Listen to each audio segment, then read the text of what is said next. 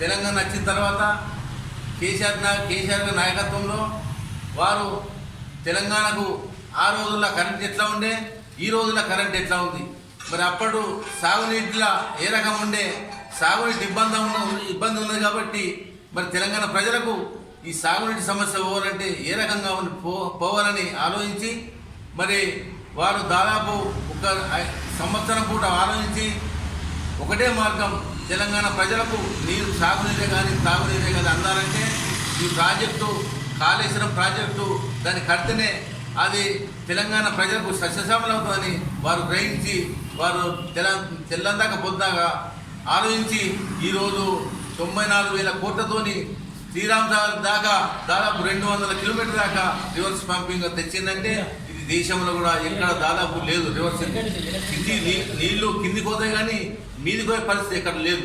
కాబట్టి ఇకనైనా 3 రోజుల నాడు కోర్టు తీర్పిచ్చింది, చెల్లుళ్ళు అన్నట్టు తీర్పిచ్చింది. ఇప్పటికన్నా తెలంగాణ ప్రజలు తెలంగాణ రైతులారా మీరు ఒకసారి ఆలోచించండి. ఆయన పిసిసి ప్రెసిడెంట్ ఉన్నప్పుడు కూడా అనేక ఆరోపణలు చేసిండు, కానీ ఇప్పుడు ముఖ్యమంత్రి అయిన తర్వాత వాళ్ళ మీద దృష్టి పెట్టలా కానీ ఎటువంటి కేసీఆర్ ఎప్పుడు చనిపోవాలన్న వాదన తప్ప ఆయనకు తెలంగాణ ప్రజల మీద ఏమాత్రం సానుభూతి లేదు.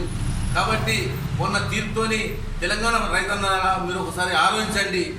ఏ రకమైతే ఇప్పుడు కూడా 1,00,000 కోట్ల అవినీతి అంటే ఖర్చు పెట్టితే 1,00,000 కోట్లు కాదు. మీరు యావత్ తెలంగాణ ప్రజల ఒకసారి ఆలోచించి రాబోయే రోజులల్లా వారికి తైన గుణపడని చెప్తారని మేము ముప్పాల మండలం నుంచి మేము హెచ్చరిస్తాము. జై తెలంగాణ.